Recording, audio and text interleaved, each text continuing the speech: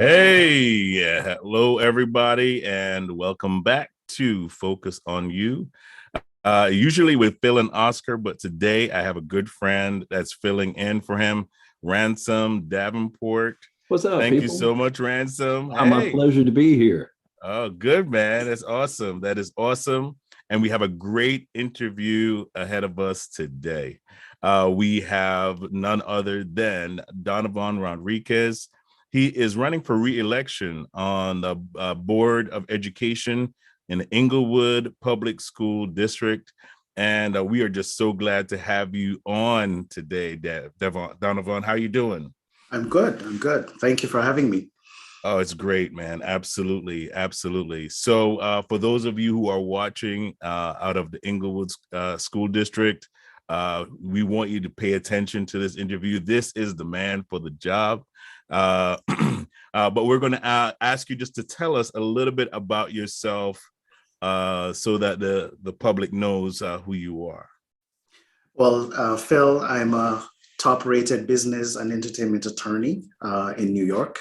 I have over 18 years of legal experience, and I've been a resident of Englewood since 2014.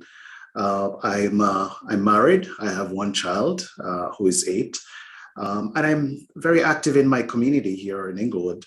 I've been a member of the Englewood School Board for the past 2.5 years. I'm also chair of the negotiations committee for the school board. I'm also a member of the New Jersey School Boards Association Equity Council. I'm a member of the Englewood Rotary Club and chair of the club's Racial Justice and Equity Committee. Wow, that's quite a bit of things you're a part of. How do you get all that done? It's called time management. Yeah, that's really something that a leader and there's have, an app. Right? There's an app for that too. That's awesome, man. That is awesome. Ransom, you have a question? Oh, sure. Yeah, man. It's my turn. Apologize. Yeah. New guy on the block here. So, yeah, I heard that you mentioned family, that you mentioned that you have a son. I think you're married too. Yes, I'm married. Yes. What's your wife's name? How many years, please? I've been married for 10 years, and we've been dating for 12 years. We still 12 date. years. Okay, that's good. You keep it going, right? Happy wife, happy life is how the expression goes. Absolutely. Yes. Yeah. So you say you have an 8-year-old son? Yes. Hey, would you mind? What's his name? His name is Liam. He's just started the 3rd grade. He's a very smart kid. He wants to be an aeronautical engineer or astrophysicist when he grows up. And you can ask him any questions about any of the planets or anything about outer space, and he can answer. He's also an avid Minecraft video game player. And now he's into country balls. So it's teaching him about all the countries in the world. Sorry, I'm still at work. You're an important man. What do we expect? Yes. And that's one of the reasons why I'm running for re-election, because I would like every child in Englewood to have the same opportunity or even better than my child is getting. Because my wife and I are professionals, and we grew up in Jamaica, where a country where education is emphasized and good quality education is emphasized. And as Black people of African descent living in America, we understand that the best way for us to get ahead and to succeed is through education. Wow, that's awesome, man. So education has always been a priority for you. Absolutely. I grew up very poor in Jamaica, starting out in Montego Bay and then moving to Kingston. And so from an early age, I was told that the only way to get out of the hood or the ghetto is go to school, do your homework, pay attention in class, and do very well academically. And it's kept me throughout my entire life. I have 4 degrees, and I'm an attorney. And it was not because of inheritance. It was just or inheriting money, but it was inheriting values, and the value that a good quality education brings. It changes lives, it saves lives, and not just your life, but your children and their children. So it's a generational thing. That's nice. Because knowledge is power, right? And the more knowledge that we can acquire is the more tools that we are equipped with. So I really appreciate hearing that from you. And knowledge is something they can't take away from you. Once you have it, you have it. Education is a tool that has been used historically to control people. So if you have that education, then it's harder to be controlled, because you can understand concepts, you can react and respond in appropriate ways, and you can achieve greater successes in whatever you decide to do in life, whether you decide to become a plumber, or an engineer, an electrician, or a doctor. Doesn't matter. As long as you have the basic educational foundation, you will succeed. Awesome. So with everything that you've shared, is this your passion? Is this per se your purpose that propels you to go into this? Because you have a lot going on. We can tell that you're already making a huge influence. Why step into this other realm, and why keep on doing it? What is that passion? I feel it's my purpose. Honestly, when I first moved to Englewood, I pray every day, and I've always asked God to show me, or the universe to show me, my purpose. Why am I here in this world? Why am I in this city? Why am I in New York? Why am I in New Jersey? What is my main purpose? And I didn't feel just being an attorney was enough, or just being a father or a husband was my purpose. I wanted to do something that would impact the society, a greater number of people, for generations. And I prayed on that. What is my purpose? And then the opportunity came up. Someone from the community approached me and said, the Englewood Public School District needs talented, dedicated, and qualified people like you to help form their policies. You should run. And at first I was like, nah, I'm not gonna, that's just too much.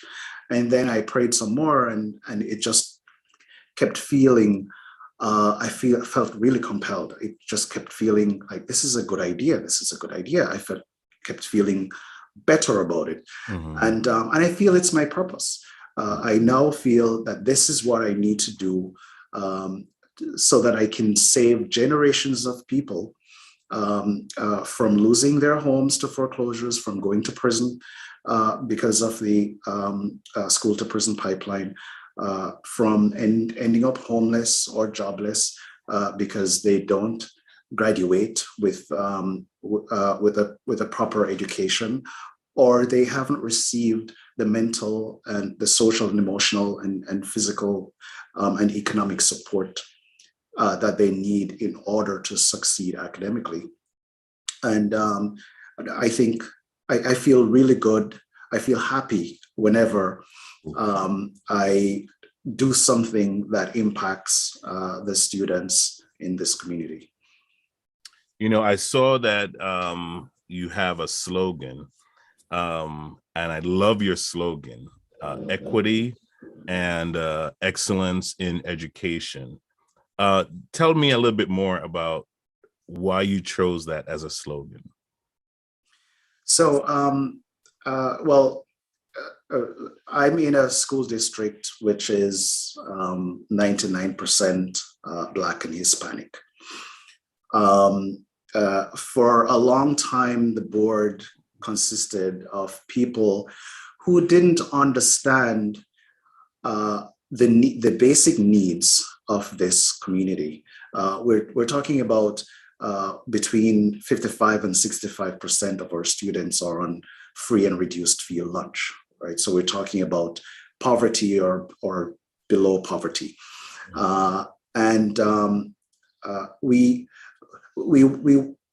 Our children are failing. We have a very high failure rate, very low test scores, lower than New Jersey average and the lowest in Bergen County. And so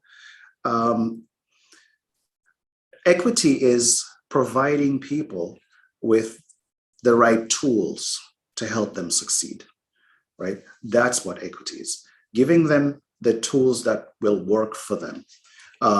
Whereas equality, on the other hand, is giving everybody the same tools, right? Everybody has, say, access to a laptop, right? Because right now in the district, we have a one-to-one distribution of laptops. So everybody has access to a laptop. That's equality. But what happens when the kids take their laptops home? Do they have access to the internet? Can they do research? Are they able to get onto Teams or Zoom and communicate with their teachers? That is equity. So some households like mine and many other parents that I know, they have broadband and very reliable internet speeds at home, but there are many other parents who don't. So equity would be to give a child a laptop, but also give them a Wi-Fi hotspot built into their laptops, which we have done. And so that's what I mean by equity. We treat people for who they are based on the resources they have and give them a little bit more so that they can be lifted up, so that they can reach that bar of excellence. And so why excellence? Well, because once we have equity, then we will have excellence. If we're providing the tools and the resources to help children who are depressed, suicidal, who don't speak English because they're coming from South America, if we give them the tools that help them to understand what's happening in their classroom, what's happening in their community, then we're building equity. And by building equity, we're creating excellence in academic performance. That sounds excellent. I mean, I love hearing that you have that passion, but somebody might say to you, well, that's really unrealistic. How can that sounds like too perfect and it's really unattainable. What would you say to the person that's saying that or thinking that right now?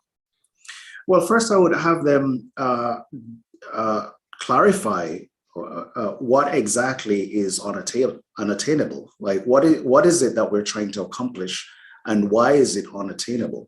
That they would have to clarify that first. So I'll give you an example. If one says, well,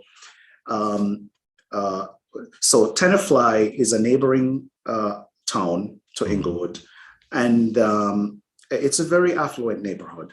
And I mean, the housing there is just super expensive. You can't even find property to buy. And they have a very, very good public school, right?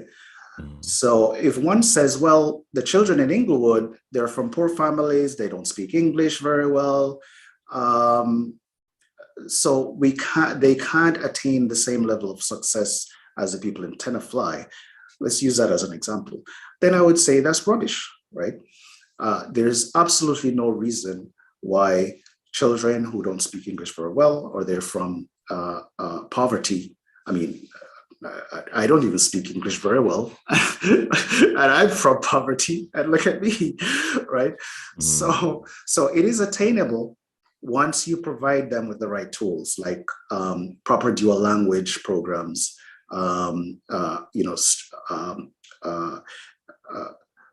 streamlining the students from the day they come in to see how proficient they are in their own native language and what's their literacy rate in their own language, so that we can put them in the right dual language program that will benefit them, right? So that's one way of achieving that goal.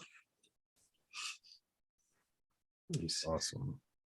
Well, now let's ask a personal question. We got all that stuff out of the way. I'm the guy who's going to be asking those questions today. So let's say on a non-official day, what would you or maybe your family be doing for some fun, for entertainment? How do you let off steam? Hobbies? Who's the man behind the suit? I love to watch movies. The more explosions and gore, the merrier. I love horror movies and and political thrillers. I'm also a filmmaker, so I watch a lot of TV shows and films, you know, so that's something I enjoy. With my family, we go hiking, we go for walks, we go jogging. I run behind my kid while he's on his scooter. That's one way for me to get some exercise. They keep you hopping, don't they? Hmm? They keep you hopping, don't they? Oh yeah, absolutely. I've got a 9-year-old. Yeah. We also like to entertain. You know, we invite people over. Not so much now because of the pandemic. But if you're vaccinated, please come for dinner. So both my wife and I were foodies, and we love to cook, and we love to entertain, and that's something we really enjoy. I just enjoy hanging out with my family, the three of us. You know, we're very, very close. My wife was away for 6 days last week. And my son and I, we were going crazy because we missed her so much. And she was going crazy because she missed us so much. So we're very, very close. And we like traveling. It's been a very tough 2 years because of the pandemic. And I'm hoping that people will get themselves vaccinated, because the more of us who vaccinate and don't wait, the less likely other people who especially children who cannot be vaccinated yet, will contract COVID-19. But we have fun. I love to have fun. But movies is a thing. I listen to music as well, classical music, reggae, house music. Particularly when I work out, I listen to house music. And when I just want to chill, I listen to classical music and dancehall. Okay. I'm getting a little bit better picture of what guy you really are. That's cool. Thank you. Very, very good. You know, so I was listening to what you were saying about that, and I sensed a little bit as far as you have an idea as how you see safety within the schools, because it's been a big conversation. We've been watching, if you've been watching television, the big conversation about, you know, what safety should look like, especially in a pandemic. Voice to us what your thoughts are in that arena. Well, I mean, we have a new superintendent, interim superintendent, an amazing guy, very knowledgeable. He's from humble beginnings like myself, so he knows how important it is to be healthy and to be safe and to be properly educated. And he's been doing a great job in the last, few months that he's been in the district. And we're encouraging teachers to get vaccinated. We're encouraging all the students who can be vaccinated to get vaccinated. The administration has put in place safety measures to ensure that children are less likely to contract COVID at school.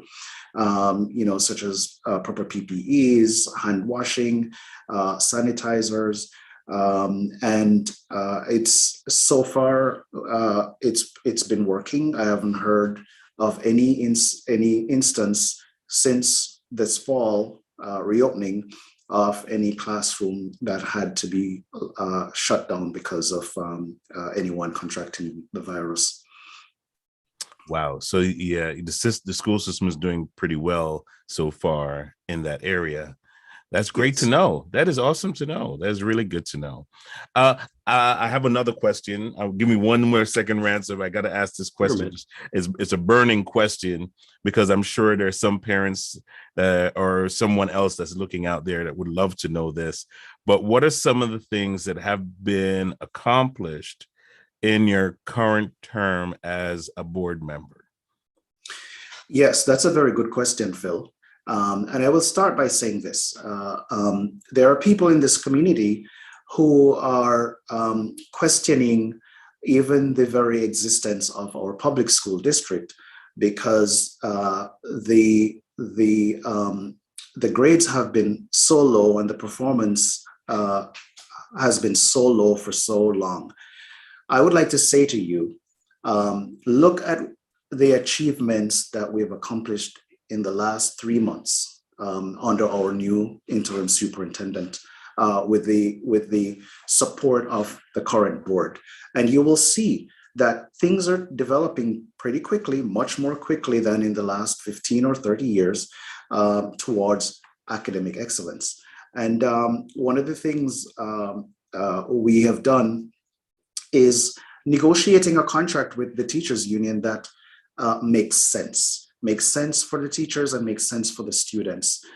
We've also increased the number of hours that teachers will provide tutoring for students. We have increased the number of hours that staff members will have meaningful, and this is very important, meaningful professional development. And anyone, I mean, I have to do professional development, even though I've been an attorney for so long, Right. you know, and as a school board member, I have to do that too. So professional development is key, and we have increased that and made it much more meaningful for our staff to take the training that they need. We have established a system that allows us now to partner with community organizations like the Bergen Family Center to provide the zone socially after school program that will help children with their social and emotional wellness. So that's something that we've put in place. We've increased the number of children who will have access to social and emotional wellness. We have programs in school where the administration, with our help and guidance, have hired new people and partnered with new organizations so that we can have better guidance counselors, more guidance counselors, social workers, which we only had 1 or 2. Now we have more social workers. And we have people who are working full-time to help our children with social and emotional wellness. Another area is summer programs. For the first time in a long time, we had a summer school program that was available to all the students in the district from K through 8. And it was very effective, and it was a hybrid model, but it was superb. We also now have a system in place where the district can have summer programs using third-party providers who are professionals who specialize in these types of programs, so that our kids can have continuing education and focus during the summertime, so that we narrow that achievement gap come the fall when everybody gets back to school. That sounds incredible. And it sounded like a lot of work too. I'm glad I'm not the superintendent, I can tell you. Yes, our administrators have been working tirelessly. The principals, the administrators, and the teachers, they have gone above and beyond, especially the last few months, to ensure that we were able to reopen and reopen safely. That's great, man. Awesome. Man, you're a hardworking man for these people. That's awesome. I mean, like the commitment. I mean, like you can tell, like when you're talking about it, there's passion coming through. It's not like you can tell when somebody goes through the motions. So I'm noticed about that. I just want to recognize that. I can really sense that. That's you know what, that's very much the quality person that we're talking to today. This is Donovan Rodriquez. He is running for re-election for the Englewood Public School District.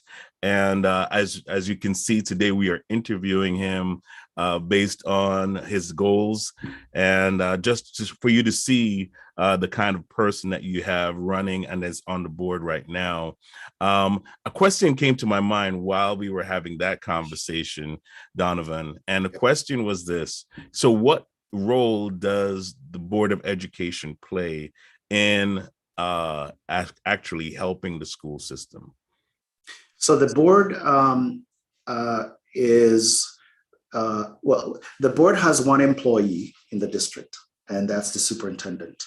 And so the role of the board is to make policy, to oversee the budget, and also to hold the superintendent accountable.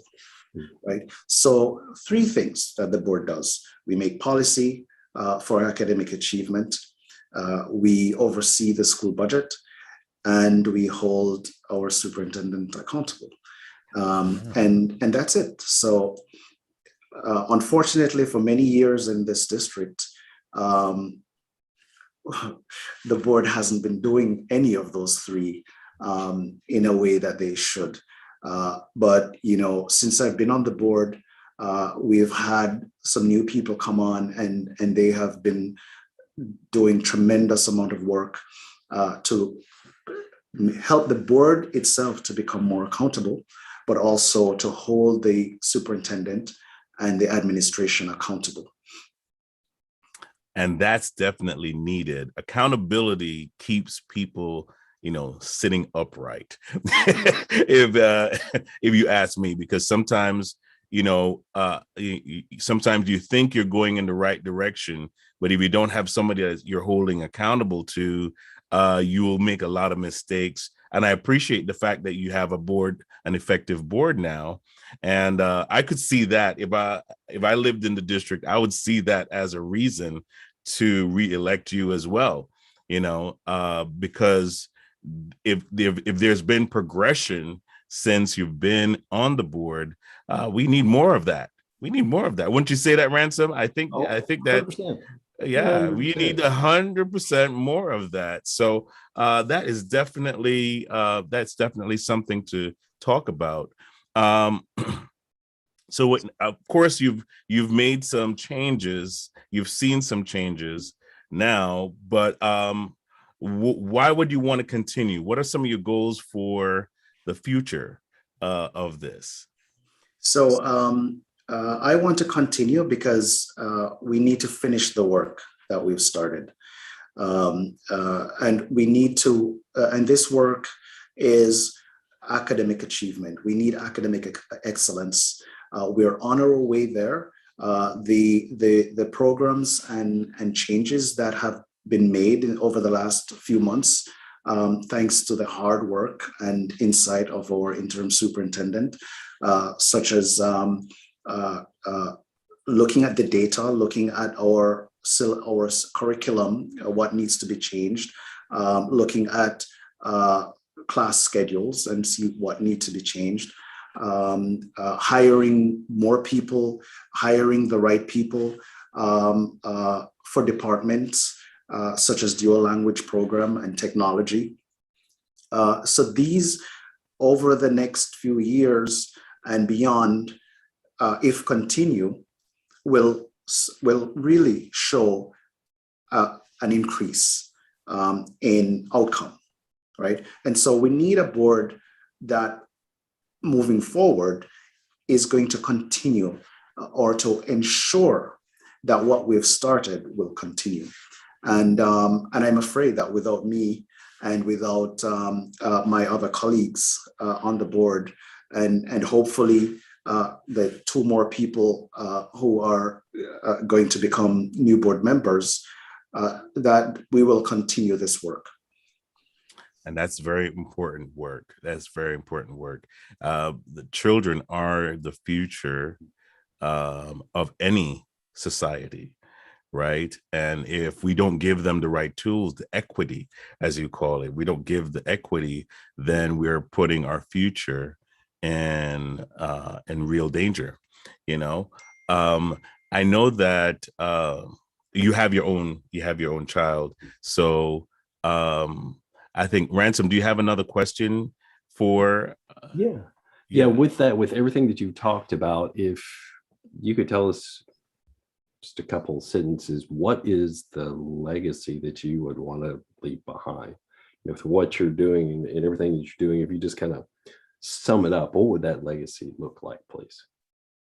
Is that a personal question or regarding the education and the, well, it's both. I think it can be both. You could this choose. it's simple. It's simple. I live in a community that I would like to leave behind a community that has wealth, a community that has peace, right?